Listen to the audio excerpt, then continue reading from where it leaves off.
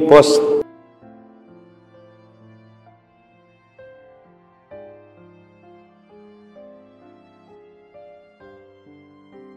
Let my cry come to you.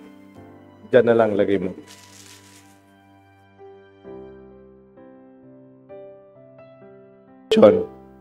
Meron mo ba kayong iniiyakan?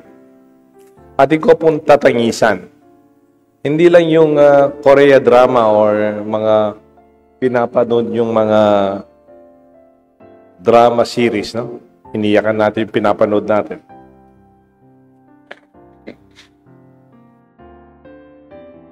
Mga artista lang po yan. Siguro yun talagang nakakayak yung the story behind. Baka magaling talaga yung mga artista.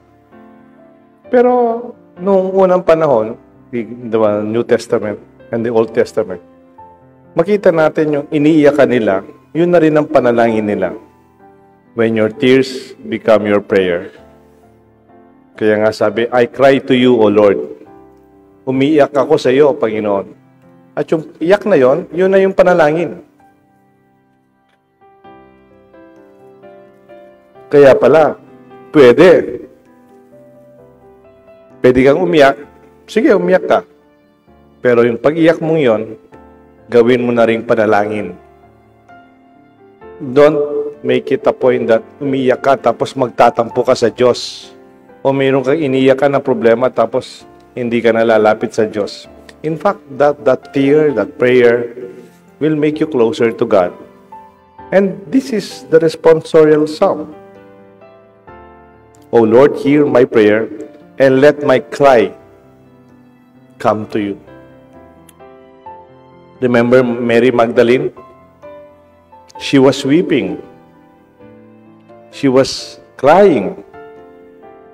And then sabi ng mga anghel sa kanya during the resurrection of Jesus, why are you crying? Why are you weeping? The second time, the gospel also, Jesus says, Mary, why are you weeping?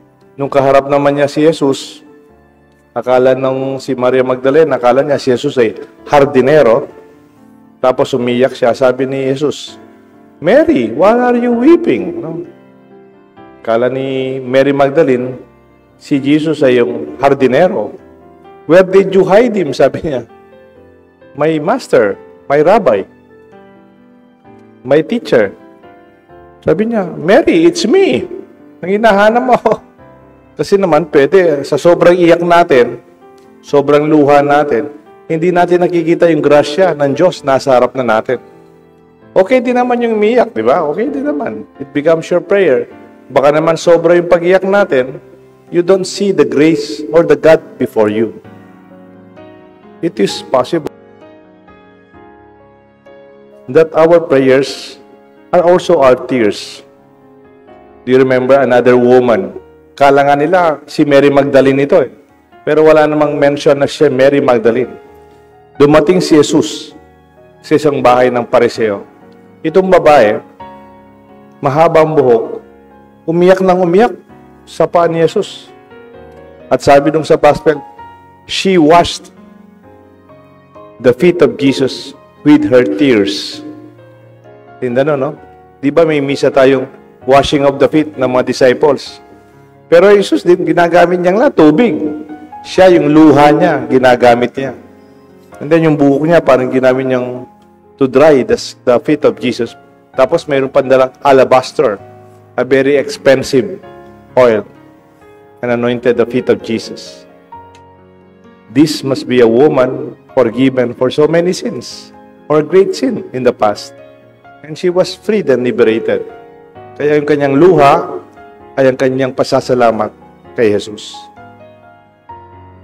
Sabi nga nung mga miron, kung saan nagkilala ni Jesus, itong babaeng lumalapit sa kanya, hindi niya papabayang hawakan ang paa niya. But Jesus allowed the woman to cry, and her tears are her deepest prayer.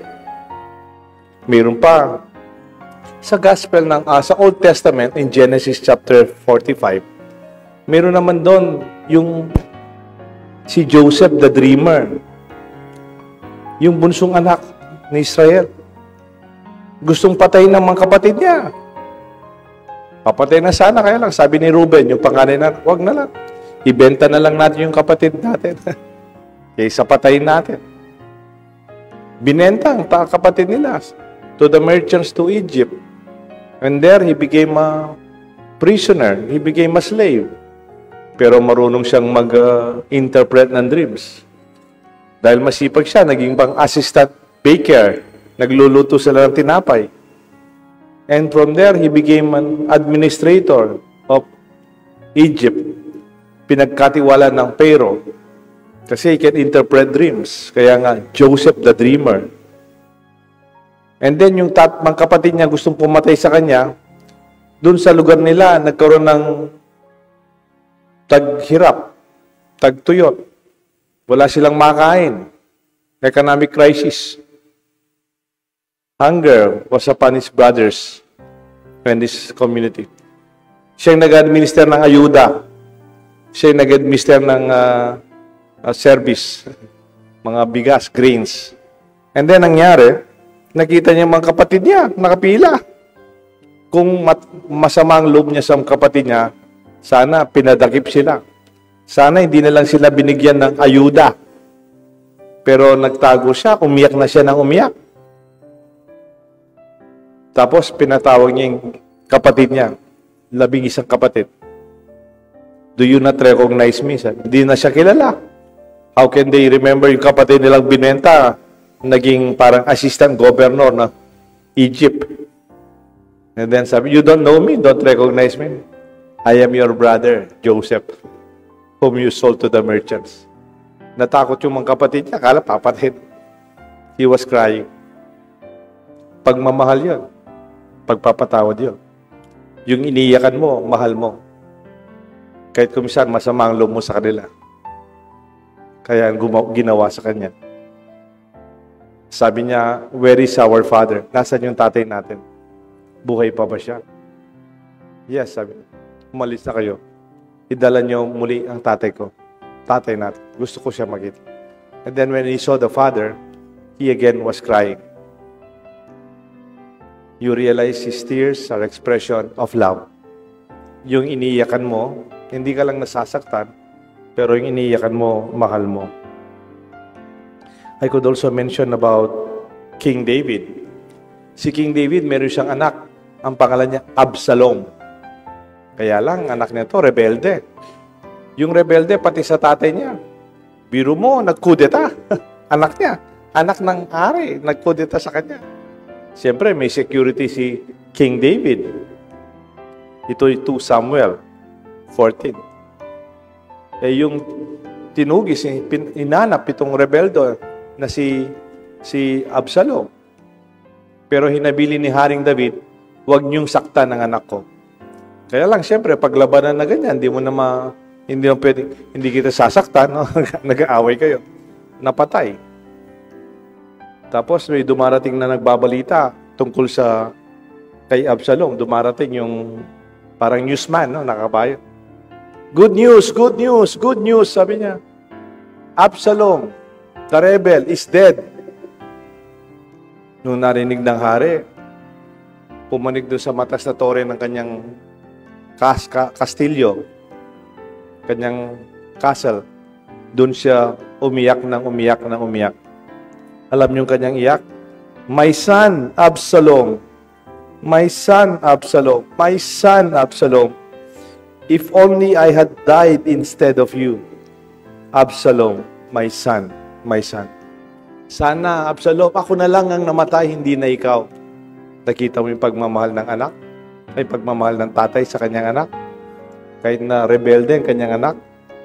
Penangisan ni pamuren? Indeed, even Jesus himself wept. He cried. Sa alam ko, nung namatay ang kanyang best friend, kaibigan, na si Lazaro, kapatid ni Marta at Maria, umiyak din si Jesus. At tinangis siya, Jesus. People say, Don Me, talagang kaluguran ni Lazaro. Ang gusto sabihin ng kaluguran, kaibigan. He's a friend of Lazarus, kaya umiyak siya. Kumisa, nagmimisa ako nagbe-bless ako ng patay. Pwede ko basahin. kaluguran ni Lazaro. He's a friend of Lazarus. Pero pwede rin palitan yung accent. Sabi ko, talagang kaluguran ni Lazaro. Nakita nyo the difference? Kaluguran is a friend, but the same spelling. The same word. Change the accent to the last one. Kaluguran talaga ni Lazaro. The tears of Jesus brought back the life of his friend. Sabihan din, milagro ka rin. Uling penangisa ni Jesus. Itang kayang luwa, binalik na imbye ng kayang kaluguran. Let our tears be our prayers. Malungkot, masakit, may problema, pag umiyak tayo. But let our cry be heard in heavens. Ang ating iyak, ang aking iniyakan, mahalaga sa atin, mahal sa atin. At ito'y pinakikinggan ng Diyos. The Lord hears the cry of His people. Ito ang ating mabuting balita. Let this be our good news and our invitation. Do not be afraid to cry before the Lord in your prayer. The Father, the Son, and the Holy Spirit. Amen.